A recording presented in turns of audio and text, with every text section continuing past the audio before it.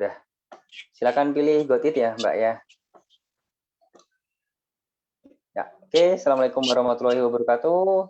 Salam sehat dan berlimpah selalu untuk teman-teman semuanya. Kembali lagi di agenda SM Talk pada kesempatan malam hari ini. Seperti biasa ya teman-teman, di hari Rabu malam kita ada agenda diskusi dengan member yang sudah ikut mentoring, dan alhamdulillah beliau sudah merdeka. Nah, siapa member yang sebenarnya nggak serius-serius amat ikut mentoring gitu ya, tapi kalau alhamdulillah bisa merdeka, nanti kita akan diskusi lebih lanjut lebih dalam dengan beliau ya teman-teman ya. Oke, sebelumnya kita sambil cek dulu teman-teman yang ada di Facebook yang udah standby siapa aja. Udah cukup banyak kayaknya. Sambil absen ya teman-teman. Nanti kalau ada yang mau ditanyakan silakan langsungkan ketik aja di di kolom komentar. Ini sambil saya bacakan dan biar bisa dijawab langsung oleh narasumber kita pada kesempatan malam hari ini. Oke, sebelumnya silakan perkenalan terlebih dahulu, Mbak Puji. Asalnya dari mana?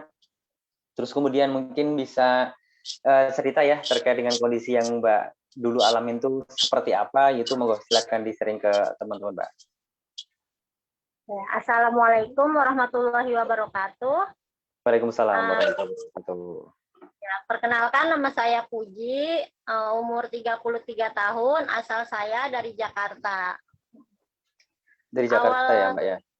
Nah, awal asam lambung itu pas bulan Juli ya. Bulan Juli lalu pas ya dari Juli itu ya pas ketemu beranda Mas Alvin ini, kalau tidak salah itu bulan Agustus, mendekat ya akhir Agustus. Nah dari situ saya mulai lihat live Mas Alvin, lalu melihat YouTube-nya. Nah dari situ saya ikuti dan saya mulai pahami dan akhirnya saya mengerti. Oke, kalau sakit yang dirasakan Mbak dulu seperti apa, Mbak? Mungkin sensasinya, kemudian yang paling parah tuh apa gitu, apa Mbak dulu, Mbak? Wah, itu 1001 sensasi, Mas. Banyak. 1001 ya, banyak. Apa aja, Mbak? Yang paling parah deh, yang mungkin masih Mbak ingat banget bahwa ini, waduh ini nggak enak banget ini sakitnya, itu apa? Dada nyeri sampai sampai ke tulang belakang. Lalu yang paling parahnya itu Mas, sensasi cemas takut mati itu Mas. Itu bikin BB turun 9 kilo dalam waktu sebulan Mas. Gitu. 9 kilo sebulan. Berarti kalau dibagi 9 bagi 30. Berarti sekitaran 30 bagi 9. Berarti sekitaran berapa kilo tuh? Hampir 0,3-an ya seharinya ya, Mbak ya. Iya, itu yang paling parah itu Mas. Pas kondisi kayak gitu pasti pikirannya udah kemana-mana ya. Oh iya, itu sensasinya itu, cemasnya itu loh Mas, yang bikin pikiran macam-macam gitu Mas. Mendengar suara ya, suara azan aja saya takut Mas. Suara azan. Hah? Suara azan takut, kok bisa Mbak? Ya, kenapa itu? Nah, jadi tuh pikirannya gini loh Mas, besok masih bisa mendengar azan lagi nggak ya, gitu loh Mas, gitu. Bukan karena panas kayak setan ya Mas, tapi takut, besok bisa nggak ya mendengar azan gitu Mas. Itu korelasinya ketika Mbak tadi menyampaikan dadanya panas sampai ke belakang, terus kemudian merasa takut mati, itu biasanya yang sering dirasakan tuh nafasnya berat gitu kan, terus kayaknya kok kayak orang kena jantung gitu ya. Dulu mikirnya gitu juga ya Mbak ya? Iya benar Mas, soalnya itu di dada terasa celkit gitu loh Mas, nyeri gitu. Dan bukan di dada ya, tapi pas di sebelah jantung sini ya memang rasa nyerinya ya? Iya benar, pindah-pindah sih Mas, kiri, kanan, tengah. Iya. Oke. Itu yang paling dirasain. Kalau yang lainnya Mbak, yang dirasain juga apa Mbak? Keringat dingin. Setiap setengah 4 sore loh. Setiap setengah 4 itu loh Mas. Oke, oke, oke. dingin, kaki dingin. Ya. Sampai-sampai tuh adik saya bilang, aduh jangan-jangan ada jinnya nih, ada kemasukan setan gitu loh, Mas. Ya, adik saya sampai berpikir, ya, sampai saya diajak ruqyah loh, Mas. Terus? Oh, berarti udah sempat ruqyah juga ya, Mbak ya? Ya, iya. Saya Oke, ke oke. ruqyah, orang pintar, ustadz, itu semua udah saya jelajahin, Mas. Oke. Terus dari apa mereka rata-rata menyampaikannya seperti apa ke Mbak? Ya, menyampaikannya ya coba di ruqyah gitu. Jangan-jangan nih ketempelan gitu, Mas lo. Ada jinnya lah. Ya tanpa pikir panjang, ya oke lah saya setuju saja gitu, Mas. Nyata pas saya awal-awal akhir September saya mulai mengikuti mentoring Mas Alvin, beli buku, saya baca ulang-ulang. Nah, saya baru paham ternyata sakit saya itu ya di pola pikir, Mas, yang salah gitu. Dan baru sadar bahwa kalau dulu pola pikir itu ya nggak butuh yang semacam-macam itu ya, Mbak ya. Cuman kita benerin aja pola pikirnya ya. Nyata nggak ada tuh, Mas, jin setan-setan nggak ada itu. Betul Mbak. Kita nggak menafikan itu ya, teman-teman. Metode yang Mbak Puji sampaikan itu semuanya bagus, pasti bagus deh. Saya setuju dengan itu. Cuman permasalahannya logika dasarnya kan kayak gini. Kalau Mbak Puji tadi menyampaikan sudah diruqyah gitu kan. Kalau kata orang kan ada jinnya atau apapun itu gitu kan. Nah, kalau setelah ruqyah kemudian jinnya udah keluar, harusnya udah sehat. Maksudnya nggak balik lagi sensasinya kan gitu ya Mbak ya. Nah, kalau sensasinya tuh masih balik lagi, masih datang lagi, dan mungkin kadang anehnya kok tambah parah gitu kan. Masa iya jinnya belum keluar kan gitu kan ya. Iya benar, Mas, benar ya benar. Ya kalau bukan berarti ruqyahnya nggak berhasil, bukan ya teman-teman ya. Lah ya mungkin kita nggak ada jinnya kan gitu. Sakit kita bukan karena hal-hal semacam itu. Maka kalau di ruqyah pun ya tidak akan sesuai dengan yang kita harapkan hasilnya gitu kan. Kenapa ya? Karena sumber masalahnya bukan di situ. Nah, itulah pentingnya kita bermuhasabah ya Mbak Puji ya. Kita ngecek ke diri kita sendiri, sebab kita sakit itu apa, kenapa kok sensasinya datang terus gitu kan. Termasuk ketika tadi Mbak Puji bilang 3:30 itu selalu apa tadi, keringat dingin ya Mbak ya? Keringat dingin ya. Oke. Setelah ikut mentoring, Mbak tahu nggak itu kenapa gitu Mbak? Ya akarnya itu ya pola pikir berantakan, Mas. Aduh, itu pola pikirnya yang benar-benar berantakan kayak gitu, Mas, itu. Oke, kalau setiap sore kayak gitu kondisi sensasi yang Mbak rasakan, biasanya siangnya ngapain Mbak? Apakah memang ada pikiran yang berat atau apa gitu pas siang harinya? Siangnya ya selalu itu, Mas. Kepikiran takut mati ya gitu. Karena asal setiap mau mulai nyapu, aduh mati. Kalau mati. Oke. Setiap minta pakaian, aduh mati. Ya selalu itu aja, Mas, yang pikirkan gitu. Kok mikir kayak gitu kenapa Mbak? Emang pas kayak gitu atau pas beraktivitas tuh pas ada sensasi gitu ya? Ada sensasi yang gak enak di dada gitu ya? Ya, dada nyeri, nafas sesak. Itu yang bikin pikiran kemana-mana gitu, Mas. Ngeblank gitu. Oke. Nah, nanti kita akan bahas ya teman-teman kenapa di judul agenda live kita malam hari ini judulnya cukup unik ya. Nggak serius mentoring tapi merdeka gitu kan. Nah, nanti kita akan bahas itu teman-teman. Kenapa saya sebut Mbak Puji ini nggak serius mentoring gitu kan? Dan kenapa kok bisa merdeka juga? Ya kenapanya itu nanti akan kita bahas lebih dalam lagi ya. Nanti di agak pertengahan lah biar teman-teman yang hadir udah agak cukup banyak dulu. Oke, ini sambil silakan ketikkan di kolom komentar ya teman-teman ya. Kalau ada yang mau ditanyakan ke Mbak Puji, monggo silakan. Diagnosanya tadi sudah disampaikan, sensasinya seperti apa yang sering dirasakan juga Mbak Puji sudah menyampaikannya. Kalau tahu bahwa itu sakitnya itu GERD atau karena asam lambung yang kambuh tuh sejak kapan, Mbak? Sejak bulan Juli. Juli. Itu saya ke klinik sudah 10 klinik saya sudah datangin, Mas. Ke rumah sakit. 10 klinik. 10 klinik loh, Mas, ya.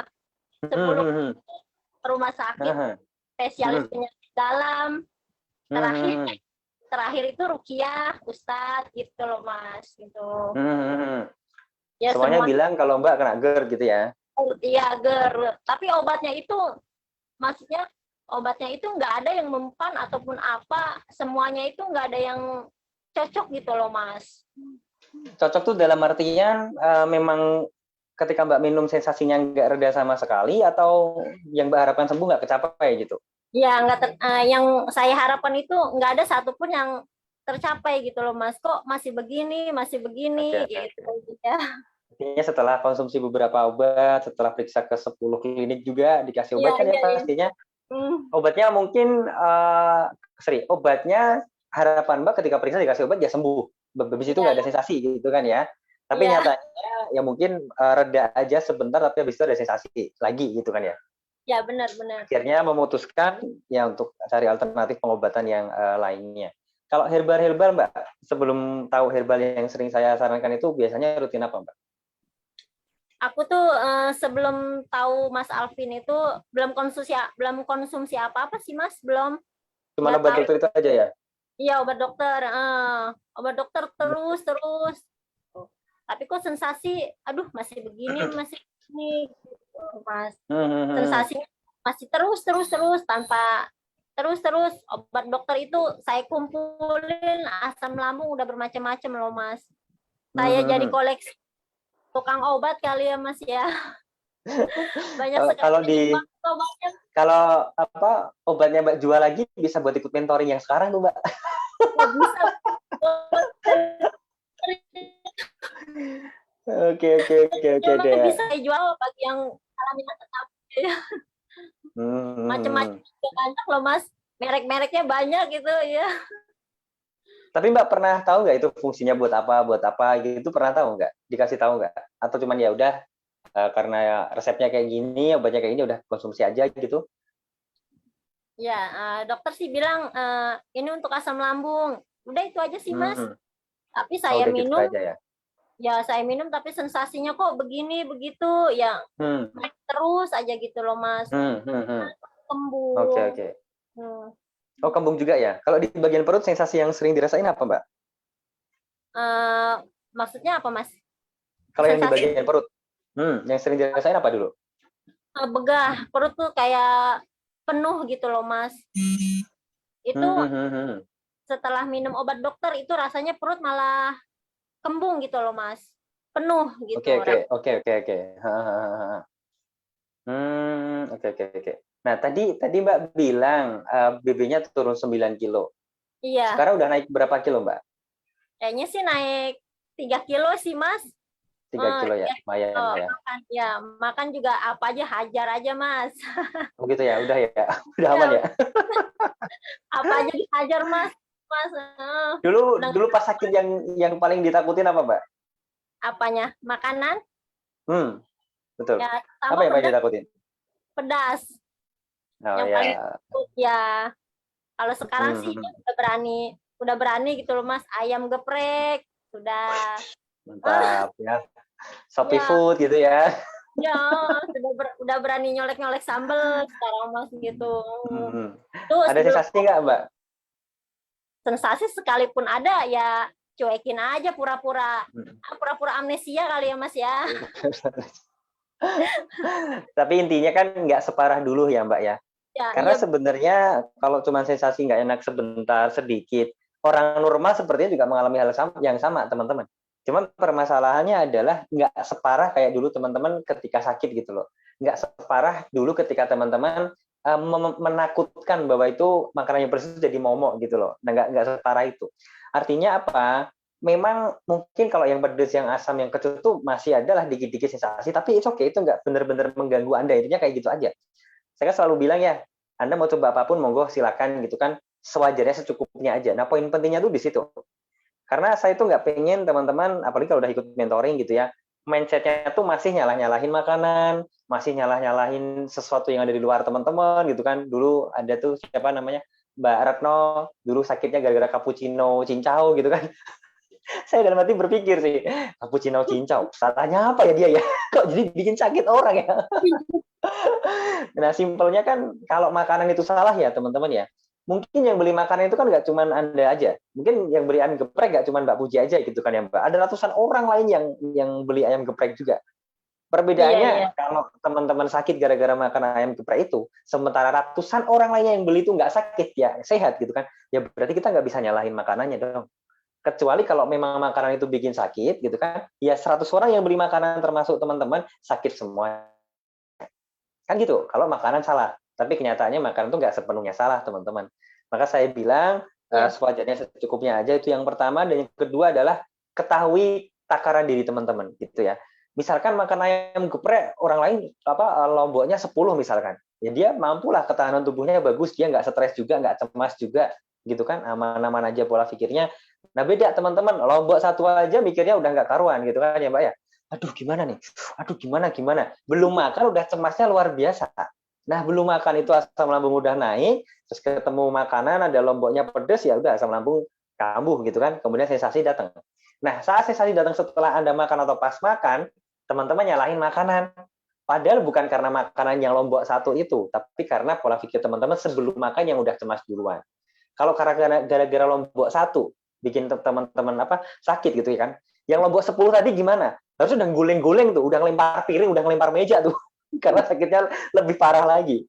Itu dasar logika dasarnya kan cuma seperti itu aja, teman-teman ya. Jadi nggak apa-apa kok, jangan salah-salahin makanan lagi ya. Karena semua yang ada di hadapan kita ya itu kan rezeki ya, makanan pun juga rezeki ya Mbak Puji ya. Ya benar. Didiemin Kenapa bukan. ada betul, kenapa ada lombok, kenapa ada kopi gitu kan, kenapa ada teh, kenapa ada jahe, kenapa ada apa yang teman-teman takutin, kangkung, bayam, itu semua hasil alamnya Indonesia teman-teman, dan itu udah Gusti Allah karuniakan buat kita. Nah, kalau kita udah dihidangkan rezeki yang luar biasa banyak itu, berbagai macam itu gitu kan, pilihannya kan ada di tangan kita. Kita mau makan secukupnya atau enggak kan pilihan di tangan kita. Itu semua terbuka luas di hadapan kita. Kita mau pilih apapun bisa, ngopi pun juga nggak apa-apa gitu kan. Cuman kita harus tahu gitu loh, sejauh mana sih kita mampunya. Nah, itu yang penting. Maka kenapa saya selalu ulang, apapun itu boleh, yang penting sewajarnya secukupnya. Kemudian mindset terhadap makanan juga harus benar. Gitu ya. Oke, kenapa tadi saya bilang Pak Puji ini salah satu member yang unik ya teman-teman ya, karena mentoringnya nggak sungguh-sungguh, tapi bisa merdeka gitu kan. Yang saya maksud mentoring nggak sungguh-sungguh itu apa? Dari 4 kali jadwal diskusi, Mbak Puji ini cuma 2 kali diskusinya teman-teman. Diskusi yang pertama sama diskusi yang ke-11 kalau nggak salah. Yang kedua 30 tuh nggak diskusi lagi. Nah saya juga nggak tahu kenapa, tapi tiba-tiba nginfo Mas saya udah merdeka, saya udah makan ini, puasa udah lancar juga Mas. Oke deh. Udah merdeka ya Mbak, alhamdulillah, nggak cemas lagi Mas sekarang. Oke deh, alhamdulillah. Itu loh yang keren teman-teman. Artinya saya bisa membuat sebuah kesimpulan sih sebenarnya ya. Bahkan tanpa diskusi pun sebenarnya Mbak Puji itu bisa merdeka. Betul nggak Mbak kira-kira? Iya benar. Maksudnya nggak perlu diskusi sama saya langsung. Mbak Puji itu sebenarnya bisa merdeka hanya dengan ngikutin video yang ada di mentoring aja. Itu audio saya ulang sehari bisa 5 kali. 5 kali. Dalam hari saya ulang. Diulang-ulang terus ya Mbak ya? Iya betul. Oke deh. Nah, artinya gitu teman-teman. Maka saya dan tim SMED Solution sedang mempersiapkan aplikasi SMED Solution yang dimana di mentoring itu nanti ada pilihan mentoring yang tanpa diskusi. Nah, harapan saya apa? Teman-teman bisa lebih mandiri di situ. Hasilnya seperti apa? Simple kok. Asal sungguh-sungguh, asal serius ngikutin semua yang kita sampaikan di video mentoring, bisa merdeka juga kok. Kayak Mbak Puji ini. Mbak Puji mungkin nggak perlu ngikutin diskusi, telepon langsung dengan saya gitu ya, atau dengan tim mentor SMED Solution, bisa merdeka juga. Ya cuman karena dapat jadwal diskusi daripada mubazir gitu ya Mbak ya digunain kan gitu aja ya Mbak ya. Tapi sebenarnya tanpa diskusi pun teman-teman harusnya juga bisa merdeka juga. Nah gitu ya teman-teman semuanya. Oke, kita sambil jawab pertanyaan dari teman-teman ya Mbak Puji ya. Ini udah ada banyak banget nih. Udah 112-an lebih yang hadir ya. Kenapa lumayan banyak ya? Karena unik ya, kan pada penasaran. Kok bisa mentoring nggak serius, kok bisa merdeka gitu kan? Nah, tadi sudah saya jawab loh ya teman-teman. Maka tidak usah penasaran lagi. Kuncinya adalah serius, ngelakuin dengan sungguh-sungguh apa yang kita sampaikan di mentoring. Gitu ya Mbak Puji ya? Dipahami benar-benar audio Mas Alvin. Kuncinya dan itu sih Mas. Sambil dipraktekin ya Mbak Puji ya pastinya ya. Kalau nanti nggak teman-teman praktekkan kan ya nggak dapat hasil apa-apa juga. Sama aja ya. Dulu tuh Mbak Puji beli buku dulu apa langsung ikut mentoring ya? Saya lupa Mbak, apa langsung sekalian ya? Dua-duanya Mas, dua-duanya.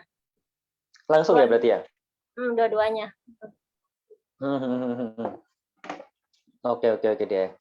Ini ada pertanyaan dari Mbak Andreanita Songjanan.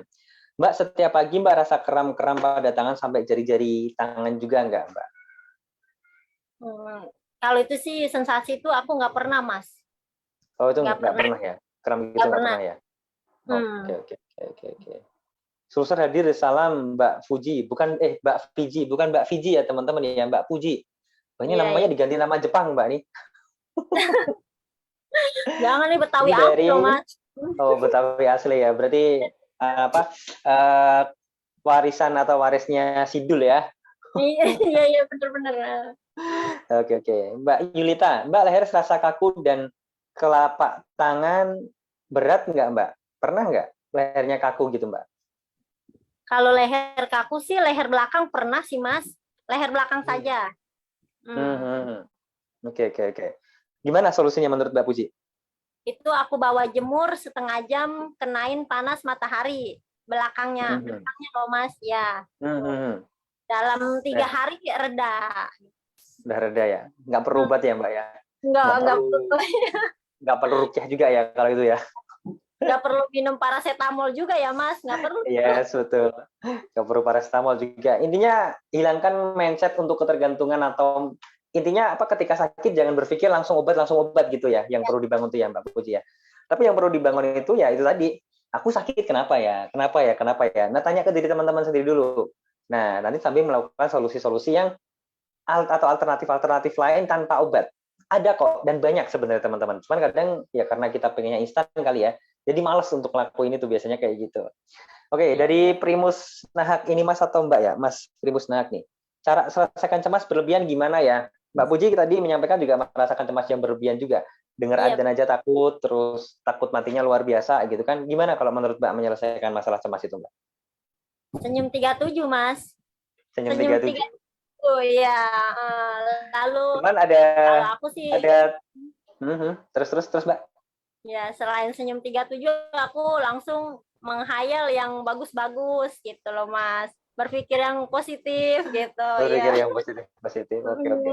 Nah, ini kan kemarin ada yang sempat tanya sih, Mas saya udah ngelakuin senyum 37 tapi cemasnya masih ada, Mas. Nah, menurut Mbak Puji nih, kenapa dengan senyum 37 ternyata kok cemasnya masih ada tuh, kenapa, Mbak?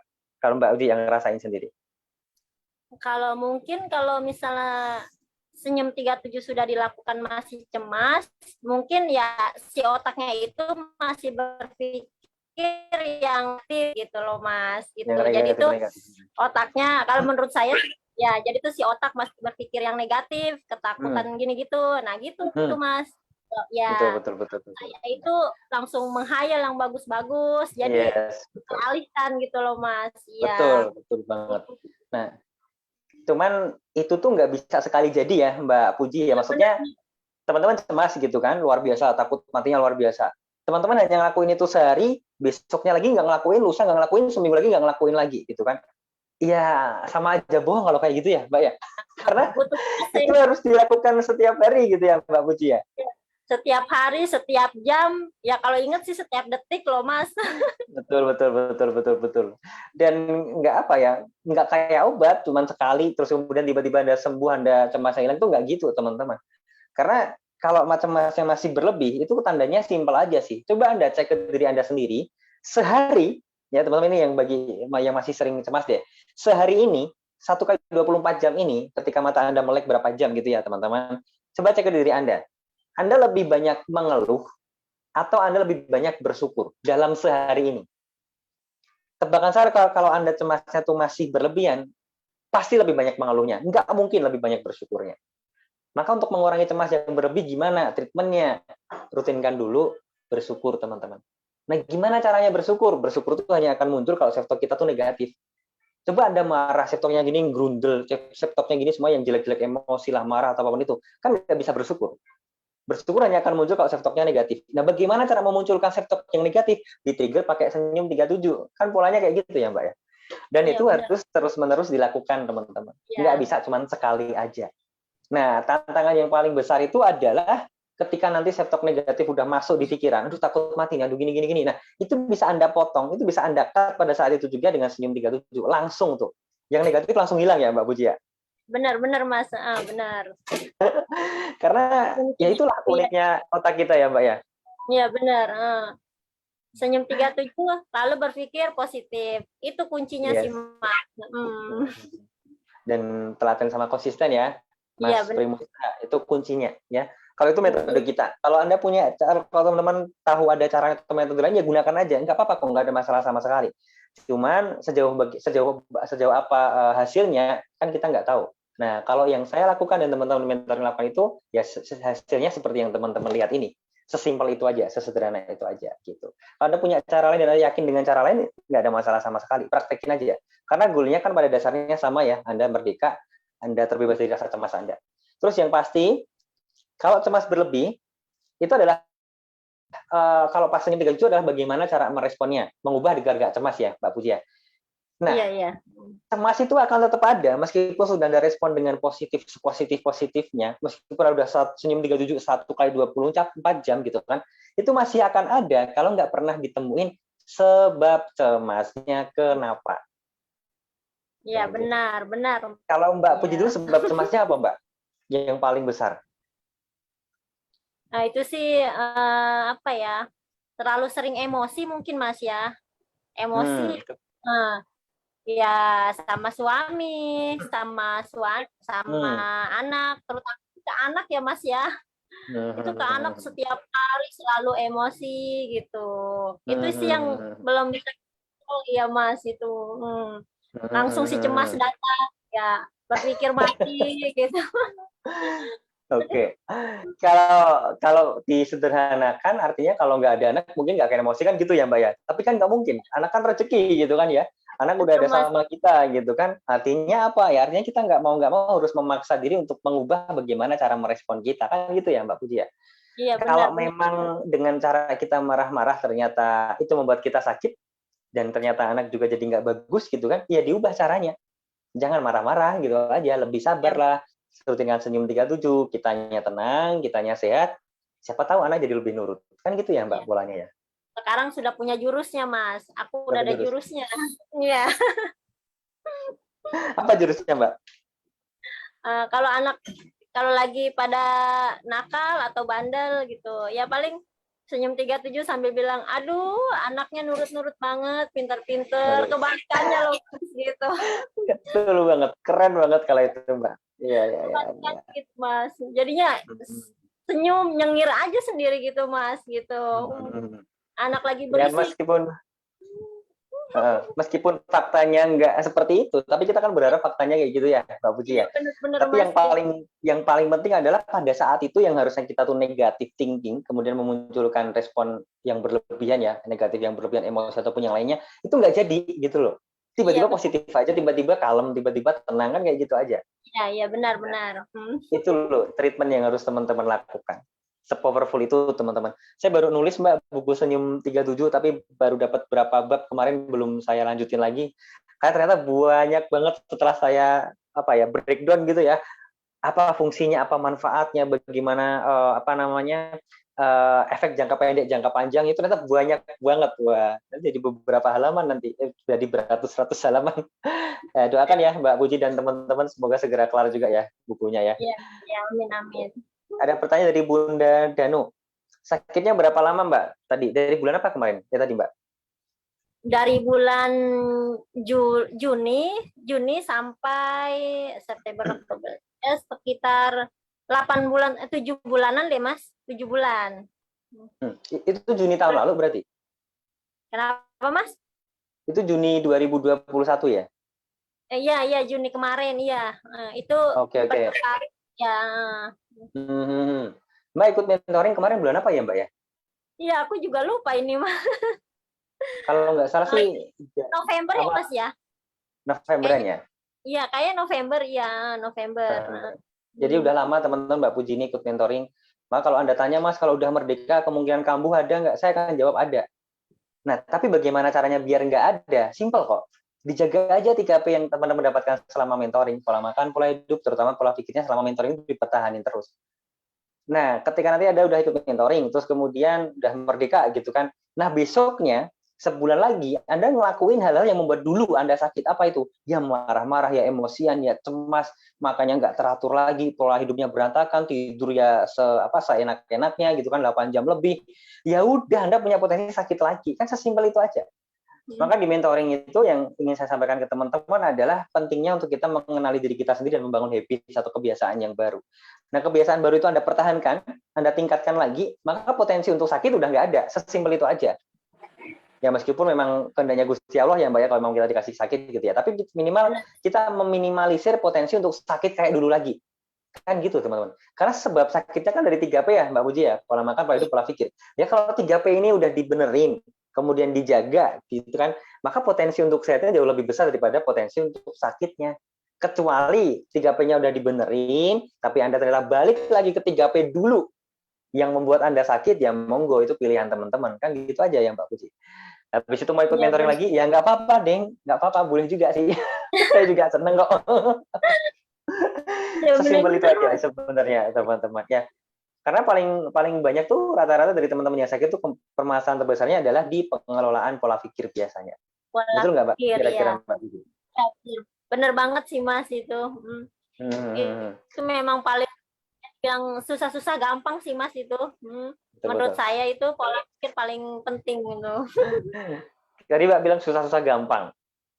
Susahnya kenapa? Gampangnya kenapa Mbak? Coba Mbak. Kalau menurut Mbak Puji. Susahnya itu misalnya hari ini benar, nanti besoknya oleng gitu loh Mas. Oleng-olengnya itu masih ada gitu loh Mas. Kalau nggak salah hari ke-18 itu masih oleng-oleng gitu Mas. 18 pas hari ke-21, nah udah aman gitu. Nah, gimana caranya ketika oleng kita bisa balik lagi ke track kita, Mbak? Ke jalan kita lagi gitu. Bagaimana kalau menurut Mbak Puji? Jalan apa, Mas?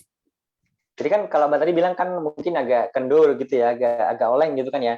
Nah, bagaimana caranya biar bisa balik lagi, biar bisa balik untuk konsisten lagi gitu, Mbak? Pas oleng itu tadi. Oh, aku selalu ingat orang tua, Mas. I see. Ya, orang tua itu yang bikin powerful gitu loh Mas gitu. Betul. Yang bikin konsisten ya pastinya ya Mbak ya. Yang bikin kita betul. Itu yang bikin kita punya semacam benteng ya teman-teman dalam diri kita sendiri bahwa aku nggak boleh kayak gitu lagi dalam pola pikir gitu kan, dalam cara berpikir, karena nanti kalau aku kayak gitu lagi aku akan sakit lagi, maka akan merepotkan orang tuaku. Kan gitu ya Mbak ya. Iya, maka aku harus jaga pola pikir yang positif ini, pola pikir yang baik ini, agar aku insya Allah tetap sehat dan aku nggak akan merepotkan orang tua aku. Nah, polanya kan kayak gitu, teman-teman. Maka kenapa saya bilang ke teman-teman ya kemarin beberapa hari yang lalu saat live itu kan, kalau Anda masih sakit dan sakitnya udah lebih dari 3 bulan, sebenarnya teman-teman tuh masih egois. Kan gitu, nggak mikirin orang tua kayak Mbak Puji. Kalau Mbak Nurul kemarin juga sama, nggak mikirin orang tuanya juga gitu kan. Kenapa ya? Kalau Anda mikirin orang tuanya, harusnya Anda mulai mengubah cara Anda dalam mencapai kesembuhan, teman-teman. Kalau ternyata nggak cukup hanya dengan herbal aja, ganti dong dengan cara yang lainnya. Apa itu? Ya bismillah, kalau Anda praktekin buku saya ini nggak sungguh-sungguh, kemudian ikut mentoring juga, ya hasilnya insya Allah bisa merdeka seperti teman-teman yang lainnya. Oke, ini ada pertanyaan lagi, Mbak, dari Mbak Inka Hila. Mbak, pas sakit apa yang dirasa? Tadi udah ya, udah disampaikan di awal tadi ya, Mbak Inka ya. Ini ada lagi dari Mbak, pernah ngalamin BAB-nya campur darah nggak, Mbak? Oh, itu sih nggak pernah sih, Mas. Nggak pernah. Nggak pernah ya? Nggak pernah ya. Mbak Uki Mahendra Siregar, apakah ada BAB campur darah hubungannya dengan asam lambung, Mas? Ada. Pertama, kalau kalau asam lambungnya itu nggak bagus, biasanya akan berpengaruh ke fesesnya. Fesesnya keras, fesesnya susah untuk keluar gitu kan. Kalau orang Jawa bilang tuh harus ngeden kalau buat BAB gitu kan. Nah, ketika fesesnya itu keras ya, teman-teman, itu akan mengganggu fungsi pencernaan. Nah, paling sering dialami itu mengganggu duburnya, teman-teman. Maaf nih, agak nggak enak ya. Mengganggu duburnya. Biasanya duburnya ada lukanya tuh kalau fesesnya ikut berdarah. Nah, kemungkinan besar kalau duburnya berdarah, cepat mengeringnya kalau masih di bagian dubur. Tapi kalau di bagian dalam, di usus ataupun yang lainnya itu gitu kan, maka saran saya benerin dulu asam lambungnya. Itu yang paling utama. Tapi kalau di bagian dubur, biasanya selain benerin asam lambungnya, makanan yang teman-teman makan harus diperbaiki lagi. Jangan yang kering-kering aja, banyakin sayur, banyakin buah gitu kan. Nah, kalau fesesnya udah lancar, duburnya juga udah mulai menutup lukanya, maka BB-nya campur darah udah akan berkurang lagi. Jadi nggak usah lebih mikir yang aneh-aneh ya teman-teman ya. Nggak usah mikir nanti, waduh nih ususnya berdarah nih ataupun apapun yang lainnya gitu kan. Kalau Anda belum didiagnosa oleh dokter ini gitu kan, jangan menyimpulkan sendiri. Jangan jadi dokter dadakan via Google teman-teman. Nah gitu ya Mbak Puji ya. Feses Iya, berdarah, nanti kan benar-benar. muncul macam-macam gitu kan. Wah, kanker usus nih, wah ini gitu kan. Waduh, pusing malah Malah, Barbie nggak sembuh-sembuh ya. iya, malah kalau ngeliat Google itu malah bikin cemas loh, Mas. Ngeliat Google, Hmm. malah bikin, iya, oh. Dan itu yang sering Mbak Puji alami dan lakukan dulu ya pasti ya. Iya, iya benar-benar, Mas. Uh, Terdebar, cek Google, Mas, cek Google, itu aja yang dicari, ya akhirnya cemas, gitu. Oke, nah ketika Mbak sering searching di Google itu terkait dengan jantung berdebar cemasnya, yang muncul pertama kali apakah benar GERD atau ada yang lainnya Mbak indikasinya? Ya, selalu bacanya jantung gitu, aduh gitu. Jadi kayak ketakutan sendiri gitu loh, Mas. Nah, jadinya pikirannya negatif gitu. Padahal sih, Tapi setelah di, padahal sih tidak kenyataannya gitu loh, Mas, gitu. betul. Nah, jadi jangan ya teman-teman, kalau Anda belum siap untuk merespon dengan positif sesuatu yang negatif dari luar, maka lebih baik nggak usah searching Google aja. Kalau pengen memastikan, ya udah periksa ke dokter, dokter bilang apa ya itu yang lebih valid. Daripada kita searching dari dokter dadakan, cuman nggak sesuai diagnosanya, akhirnya kita malah pusing sendiri gitu kan. Iya, Karena pada benar-benar. kenyataannya ketika teman-teman sering searching di Google, ketika udah pusing, kan nggak cepat sembuh ya. Malah bikin panik ya, Mas. Malah bikin tambah panik gitu kan. Ya kalau bikin sembuh ya udah, mulai sekarang searching Google aja terus gitu kan terkait sakit yang teman-teman rasakan. Siapa tahu cepat sembuh. Tapi kan nggak akan gitu kan malahan ya. Iya, benar-benar, Mas. Oke gitu ya. Mas Jaki, suka lemes dan keliengan, Mbak? Pernah, Mas, pernah. Pernah. Tapi sering nggak itu? Mungkin kalau lagi memikirkan sensasi gitu baru pusing gitu loh, Mas. Kalau Pusing tapi nggak keliengan gitu nggak ya? nggak pusing sedikit gitu, nggak pernah Hmm. kelayangan sih, Mas, pusing aja gitu. Oke. Kalau lemas tadi udah disampaikan ya Mas Jaki ya, sering ya lemas gemeteran ya Mbak ya. Setiap jam setengah 4 sore. Jadi tahunya Iya, orang Mbak ada jinnya gitu kan ya. Tapi setelah jinnya dikeluarin kok masih aja sensasinya ada gitu kan. Wah berarti jangan-jangan jinnya kuat banget tuh nggak keluar-keluar ya Mbak ya. Oke deh. Mbak Rita Manopo, Mbak apakah mata, telinga, hidung terasa gatal? nggak pernah sih, Mas, nggak Nggak pernah pernah. ya? Kalau matanya buram, Iya. rambutnya rontok gitu ngerasain juga nggak Mbak? Oh, kalau mata buram, ya pernah. Jadi tuh ngelihat keluar kayaknya mata remeng-remeng kalau Mas gelap gitu. Hmm. Pernah itu pernah. Tapi Cuman nggak lama sebentar ya. aja sih, Mas, nggak lama. Iya. Oke. Intinya kalau sensasi yang dirasakan teman-teman dari dada ke atas itu katup esofagusnya masih terbuka. Sederhananya kayak gitu aja. Benerin katup esofagusnya, maka sensasi dari dada ke atas, dadanya nyeri, tembus sampai belakang, tenggorokan gak enak, matanya buram, rambutnya rontok, itu akan jauh berkurang dengan cepat, teman-teman. Sesimpel itu. Jangan berpikir bahwa mata buram nanti harus pakai obat ini, rambut rontok pakai obat ini. Ya kalau Anda crazy rich nggak apa-apalah, siap habis duit banyak nggak apa-apalah gitu kan. Tapi kalau nantinya ada efek samping yang jauh lebih parah karena ada konsumsi obat untuk mata, obat untuk rambut, obat untuk telinga, obat untuk tenggorokan gitu kan, tambah Iya. pusing ya, itu Ada konsekuensi rambutnya yang botak, sangat Mas. gimana? Yang ada botak rambutnya. Kan tambah pusing ya Pak ya, mikirin sensasinya kok banyak, solusinya juga banyak gitu ya. Oke. Mbak habis makan suka sendawa terus enggak? Pernah. Sering ya? Pernah, amin, iya pernah. Itu langsung apa sih? Minum air hangat. Minum air Udah hangat. beres ya? Iya, minum air hangat hilang. Sendawa setelah makan biasanya ada beberapa kemungkinan teman-teman. Yang pertama makanya pasti cepat-cepat, itu udah nggak bisa disangka lagi, pasti iya. Kalau Anda bilang enggak mungkin gitu kan, pasti cepat-cepat. Yang kedua, makanya nggak dikunyah lama, hampir sama dengan yang cepat-cepat. Yang ketiga, makanya nggak dinikmatin gitu kan. Yang penting makan masuk, jadi masuk perut udah gitu kan. Nggak membiarkan lidah sama gigi untuk menikmati makanan tersebut. Yang keempat, biasanya makannya makanan yang panas. Sehingga ketika makan makanan yang panas itu nggak mungkin bisa dikunyah lama. Kenapa? Lidah sama gigi kita, mulut kita itu kepanasan. Maka esensi untuk makan mengunyah 30 kali nggak akan pernah tercapai. Itulah yang bikin makanan kemudian langsung masuk ke lambung, belum tercerna dengan sempurna, akhirnya membuat asam lambung kambuh. Ketika asam lambung kambuh, ya udah, Anda muncul sendawa lah, muncul sensasi lah, ya kayak gitu. Nah, kalau makanannya panas banget, tunggu sampai dingin kalau belum siap gitu kan ya, teman-teman ya. Oke, kalau udah agak dingin, dinikmatin aja lah makannya.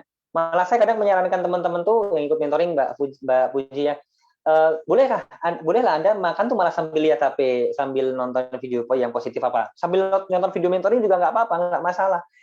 Biar apa? Biar mulut sama gigi itu menikmati makanan itu. Jadi makannya Anda malah agak lama. Nggak apa-apa, malah makan jangan cepet-cepet. Karena pada dasarnya ketika Anda makan cepet-cepet akan ada sensasi, kan gitu aja. Nah, ketika Anda makannya lama, menikmati makanan itu, karena pikiran Anda nggak fokus untuk segera menelan makanan gitu kan, ngunyahnya lama itu malah jauh lebih bagus. Ada proses kimiawi di situ, ada proses untuk mencerna makanan yang berasal dari air liur kita juga, enzim-enzimnya yang bagus keluar juga untuk membantu pencernaan makanannya gitu kan. Komplit banget teman-teman ya. Itu ya Mbak Dahti. Oke, Mbak Nurfadila Tunisa. Wah, ini jadi Tunisia nih, jangan ya Tunisa ya. Makasih Mbak, terus kasih saya semangat. Salam dari Sulsel. Oh, sering diskusi sama Mbak ya? Ya, sering Mas, sering WA. Oke Mbak Nurfadila, semangat terus ya Mbak ya. Mbak Puji udah merdeka. Mbak Puji udah kita ajak live testimoni kapan nih Mbak Nurfadilanya ya gitu ya Mbak ya. Ya kalau mau diajak testimoni ya dulu lah, masa merdeka ya gimana kan. Oke. Mbak Yati, Mbak tidak bunyi kayak air gitu perut nggak nyaman gitu, banyak airnya gitu? Nggak pernah. Nggak pernah ya? Nggak pernah. Mbak Yatri, biasanya kalau kayak gitu, itu beberapa kemungkinan, Mbak. Memang memang ketika teman-teman minum air gini, itu langsung banyak. Itu pasti bunyi kerucuk di perut, kayak gitu, itu pasti. Kemudian yang kedua, itu ada korelasinya dengan kalau Anda makan, seperti yang saya sampaikan tadi, terlalu banyak, terus kemudian, belum dikunyah dengan sempurna, makanan masuk di sini, maka produksi asam lambung itu akan sangat banyak, cairan asam lambungnya akan banyak. Nah, itulah yang bikin kerucuk-kerucuk itu tadi, teman-teman.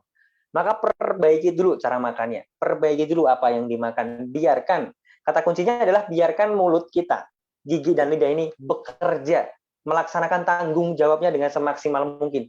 Fungsinya apa sih ya? Lidah melempar-lempar makanan, gigi melumat mengunyah makanan. Ya biarkan mereka kerja dengan sebaik-baik mungkin. Gitu. Jangan langsung asal telan aja. Itu ya, Mbak Yatri ya. Oke. Dari Mbak Ima, kalau dengar kabar orang sakit masih takut, cemas. Kenapa ya, Mas? Ya karena self-talk-nya masih negatif ya, Mbak ya? Iya, benar. Pasti memikirkan mati. Pasti mikirin mati. Berarti belum rutin senyum 37 berarti kalau kayak gini ya, Mbak ya? Selalu 37, Mas. Harus selalu 37 pokoknya apapun yang terjadi. Karena gini, teman-teman. Saya kadang ditanyain gitu ya, Mas kalau kasih senyum 37 terus dibilang orang gila lah. Lu nggak apa-apa. Orang gila itu malah lebih sehat daripada Anda loh. Mereka jalan ratusan meter gitu kan, puluhan kilometer nggak ada masalah. Di aspal nggak pakai sandal pula. Sehat nggak? Sehat. Pola hidupnya, pola makannya, berantakan mereka daripada Anda yang rapi tertata. Tapi mereka sehat secara fisik kan gitu ya, Mbak ya. Makan makanan di sampah aja loh. Mereka nggak pernah datang ke rumah sakit kemudian bilang ke dokter, Dok, kemarin aku makan makanan dari sampah, ini lambungku kenapa ya, kok nggak enak, kok perutku begah. Mereka nggak pernah kayak gitu kan? Pernah lihat orang gila kayak gitu, teman-teman? Nggak pernah ya, Mbak Putri ya? Secara fisik mereka sehat, teman-teman. Gitu loh. Nah, yang kita harapkan kan bisa sehat secara fisik seperti mereka. Mentalnya aja yang beda, akal pikirannya aja yang mungkin dari mereka ya mohon maaf nih, kabelnya ada yang putus, kita masih normal. Nah, itu yang mengindikasikan bahwa ya makanan ataupun pola hidup gitu kan ya nggak terlalu berpengaruh banget, teman-teman. Kalau berpengaruh banget, orang gila semuanya udah masuk ke rumah sakit, semuanya udah ngikutin live saya seperti ini. Banyak orang gila seluruh Indonesia ngikutin live-nya Mas Alvin gitu kan. Wow, iya betul ya gitu kan. Dan permasalahannya adalah yang paling utama itu dari pola pikir dan kita nggak pernah menyadari itu. Iya Kan benar. gitu. Kenapa orang gila nggak sakit? Ya karena pola pikirnya tadi itu kabelnya mungkin udah ada yang putus gitu kan ya. Nah kalau kita kan masih normal semuanya teman-teman. As simple as that aja. Gitu ya. Oke, tadi ya Mbak Ima Angels Queen. Mbak dulu pernah ngerasain takut mandi nggak Mbak pas lagi keramas? Aneh ya? Pas lagi keramas, Maksudnya takut mandi terus mungkin pas keramas juga takut gitu? nggak, kalau lagi keramas mana takut air dingin, pernah itu dalam sebulan air hangat. Oh mandi air dingin takut ya, tapi kalau mandi enggak ya? Mandi enggak takut ya? Mandi air hangat Mas, Mandi dalam air hangat waktu ya? sebulan. Iya. Oke. Sip. Jadi tadi ya udah menjawab ya pertanyaan dari Mbak Kenzo. Oh Mas Kenzo nih. Oke. Mbak Maulida, Mbak Puji sehat selalu ya Mbak. Mbak Rani dari Depok. Oh, ini pasti sering diskusi juga ya? Iya Mbak ya? Iya Oh, Mas. jangan-jangan sering main ke Jakarta nih Mbak Rani nih, kan deket ya Depok ke Jakarta ya? Depok lumayan sih Mas, 3 jam Depok Jakarta. Oh 3 jam ya, ya betul. Oh, iya. Oke, Mas Bobno, cara gemukin badan Mas. Saran saya nggak perlu mikirin cara gemukin badan, tapi perbaiki dulu asam lambungnya. Percuma Anda mau makan apapun itu yang bikin gemuk, daging-dagingan lah, susu-susuan gitu kan. Kalau asam lambungnya sebagai mesin utama yang akan mencerna makanan itu jadi protein, kemudian jadi nutrisi di tubuh kita, itu masih rusak. Benerin dulu si asam lambungnya itu. Kalau udah bener, dengan indikasi sensasi yang Anda rasakan itu berkurang banyak banget, nah barulah mikir caranya gemuk. Ya, Jangan dibalik-balik teman. Fokusnya gitu ya Mbak ya. Kalau menurut Mbak Puji deh, ketika kita kayak Mbak Puji kemarin turun 9 kilo, pasti mikirnya harus gemuk juga tuh. Pertama iya sih Mas, aduh setiap nimbang badan kok segini lagi gitu loh Mas. Tapi sekarang sekarang biarin yang penting sehat, fokus sehat gitu. Iya. Tapi ketika sekarang Mbak mikir gemuk dulu, ketika Mbak sakit kurus kemudian mikir gemuk, berpikir untuk saya juga atau lebih sering berpikir buat caranya gemuk, Mbak? Buat caranya gemuk, Mas. Gemuk.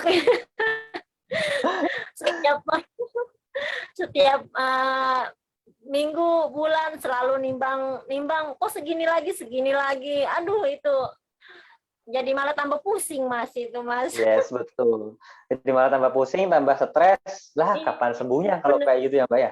Ya benar Mas, benar. Oke, itu ya Mas Bobno. Oke deh. Ini dari tadi ya Mbak Zuri Zahra, cara berat badan naik gimana? Tadi sudah saya jawab ya, sambil disampaikan Mbak Budi juga tadi ya. Mas Tio, maaf baru hadir, habis jalan-jalan, alhamdulillah Mas sudah enak, sensasi hampir nggak ada Mas. Wis keren, alhamdulillah. Baru 2 hari mentoring nih Mas Tio nih, wow keren banget nih, mantap. Mbak Risa Aristiana, Mbak tenggorokan sakit gak nyaman nggak? Gimana cara menyembuhkannya yang sakit dan banyak lendir tersebut? Ngalamin itu juga Mbak? Ya, sering itu Mas. Sering. Dulu pas sakit ya? Terus kalau itu aku sering kumur sama garam Himalaya, campur air hangat sehari 3 kali Mas. Oh sehari malah 3 kali ya? Ya sehari 3 kali. Setiap hari nanti lendirnya keluar gitu Mas, keluar sendiri lendirnya. Keluar sendiri, naik sendiri ya? Udah itu aja sih Mas yang saya lakuin. Oke deh, tuh dijawab tuh Mbak Risa Aristiana. Tapi ketika udah kumur garam Himalaya 3 kali sehari pakai air hangat, tapi yang harus dilakukan juga berbarengan. Jadi jangan cuma ngandelin garam Himalaya aja. Berbarengan adalah kayak Mbak Puji, mengatur lagi katup esofagusnya, memperbaiki lagi katup esofagusnya, mengontrol lagi pola pikirnya, diperbaiki lagi pola pikirnya, gitu kan? Kenapa? Karena kalau asam lambung masih naik, kemudian tenggorokannya masih nggak enak, Anda kasih garam Himalaya, besoknya akan sakit lagi. Kenapa? Karena sebab sakitnya datangnya itu dari dalam ini, tidak asam lambung yang naik itu masih ada. Maka semua itu harus berjalan beriringan, ya Mbak Risa Aristiana ya. Nggak bisa jalannya satu persatu. Gitu. Ya. Kenapa Mbak Puji progresnya luar biasa banget ya? Karena berjalannya beriringan. Semua yang kita sampaikan terkait dengan pola makan, pola hidup, pola pikir terutama itu kan terapi mentornya dilakukan dengan sungguh-sungguh. Nah, coba kalau hanya dilakukan satu aja. Yes, betul. Pola pikir yang paling utama. Nah, coba kalau satu aja mungkin nggak akan dapat yang signifikan progresnya gitu ya. Ya, betul Mas.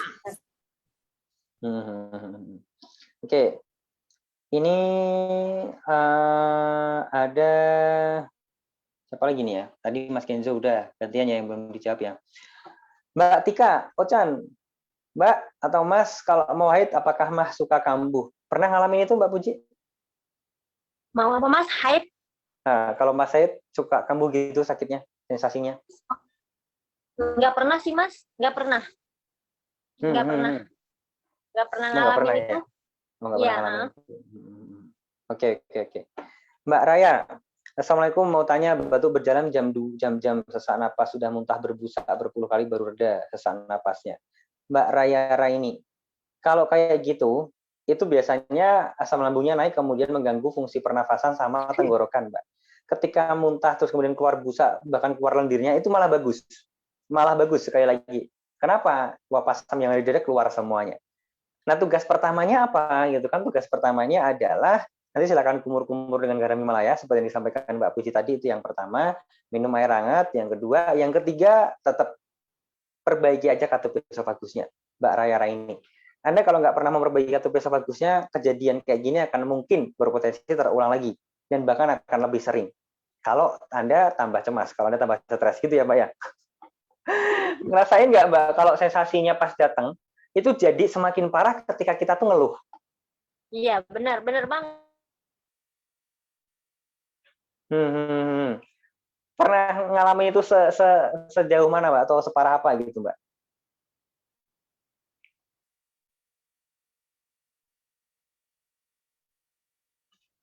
Bentar, kayaknya ada gangguan ya.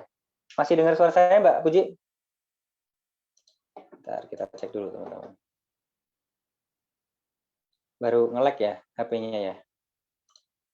Oke, tadi sampai mana ya pertanyaannya ya? Oh Mbak Raya. Nah intinya itu Mbak. Sambil dicek dibenerin juga katup esofagusnya ya. Nanti kalau nggak dibenerin katup esofagusnya dan masih cemas terus ya percuma ya. Oke. Mas Muhammad Akhyar, alhamdulillah Mas sudah merdeka Mas. Oke Mas Muhammad Akhyar, kayaknya ikut mentoring ya. Besok deh kita diskusi ya Mas kalau ikut mentoring ya Mas ya. Rabu depan. Oke.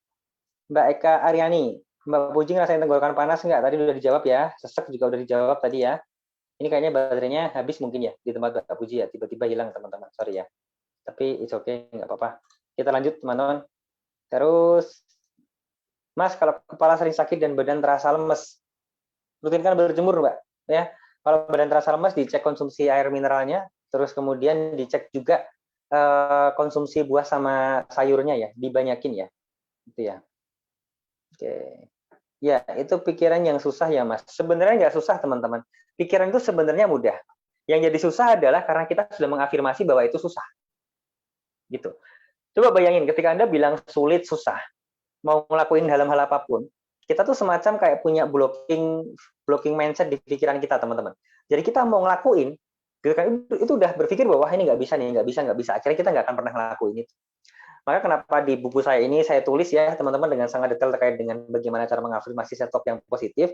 Hindari kata-kata yang sifatnya negatif seperti sulit, susah, berat, terus kemudian aduh. Pokoknya kata-kata yang negatif jangan digunain.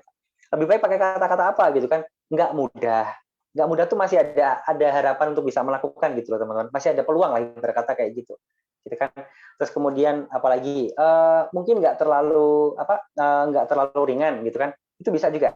Pokoknya ganti dengan kata-kata yang positif, jangan terbiasa menggunakan kata-kata yang negatif, karena kata-kata yang negatif jangka panjangnya yang paling bahaya itu akan membentuk mental block teman-teman.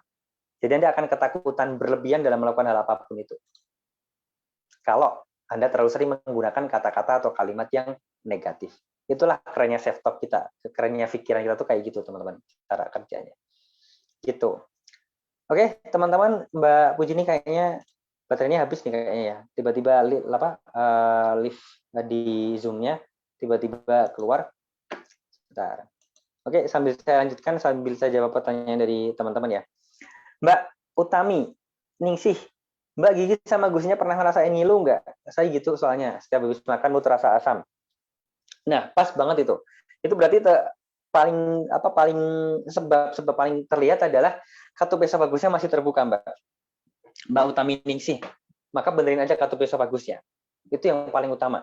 Jangan hanya mikir solusi soal bagaimana menyelesaikan gusinya yang ngilu, kemudian mulutnya pahit. Nanti akan tidak berjalan dengan sempurna proses penyembuhannya. Kenapa? Karena kalau mikirnya cuma kayak gitu, Anda habis itu kumur permen karet kah, atau minum minuman yang manis, hilang rasa nggak enaknya di mulut. Tapi besoknya lagi akan ada kemungkinan untuk sakit lagi, untuk hadir lagi sensasi itu. Kenapa? Karena asam lambungnya masih naik karena katup esofagusnya masih terbuka, gitu ya, Mbak Utaminingsih. Mbak Swegi Bella atau Mas Swegi Bella, ikut mentoring itu gimana Mas? Nanti silakan WA ke admin saya, nanti akan dijelaskan. Jadi intinya kita akan padu teman-teman melalui workbook action plan ini, gitu ya teman-teman, selama 30 hari, di mana di situ nanti ada jadwal diskusi dengan saya langsung atau dengan tim mentor SMID Solution, dan juga ada video mentoring atau video tugas-tugas selama mentoring yang setiap hari harus teman-teman simak dan harus teman-teman lakukan. Jadi setiap hari kita kasih tugas ke teman-teman. Ya, videonya nggak lama kok, paling banter tuh setengah jam. 45 menit lah kalau nggak salah, satu video ada yang lama, tapi yang lainnya cuma setengah jam aja. Jadi silakan teman-teman nanti lakukan apa yang kita sampaikan di mentoring itu, nanti baru kelihatan progresnya. Nanti di hari yang ke-11 kita diskusi lagi, ngecek sejauh mana progres teman-teman. Nah, mentoring itu goal saya bantu teman-teman buat merdeka, tapi kita juga cek sejauh mana perkembangan teman-teman. Jadi nggak cuma sekedar ngasih herbal, habis itu say goodbye, bye-bye, dadah, kayak orang yang jualan herbal di luar sana gitu ya, teman-teman, nggak gitu. Tapi benar-benar kita pandu, gimana progresnya, perkembangannya sejauh mana gitu kan. Jadi kelihatan apa yang belum dilakukan, nanti kalau memang belum sesuai yang diharapkan hasilnya, kita akan minta teman-teman lakukan lagi gitu kan. Kita akan cross check lah, intinya seperti itu. Kita akan lihat, koreksi gitu ya, oh ini belum dilakuin, ini lakuin lagi, oh ini kayak gini progresnya, harus kayak gini lagi. Nah, polanya kayak gitu teman-teman ya. Itu teman-teman, sudah 1 jam lebih kita diskusi. Terima kasih banyak atas atensinya. Mungkin Mbak Puji juga baru repot ya, tapi it's okay, sudah hampir 55 menit beliau sharing dengan kita di sini ya. Semoga Mbak Puji diskusikan bisa memberikan manfaat bagi teman-teman semuanya. Semangat terus teman-teman, insya Allah besok Kamis malam saya akan adakan live khusus ya teman-teman. Nggak tahu kenapa saya baru semangat untuk bantu teman-teman untuk jawab pertanyaan yang kemarin belum sempat kita jawab pas sesi live Q&A.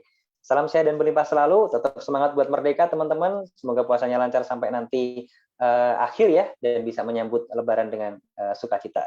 Wassalamualaikum warahmatullahi wabarakatuh.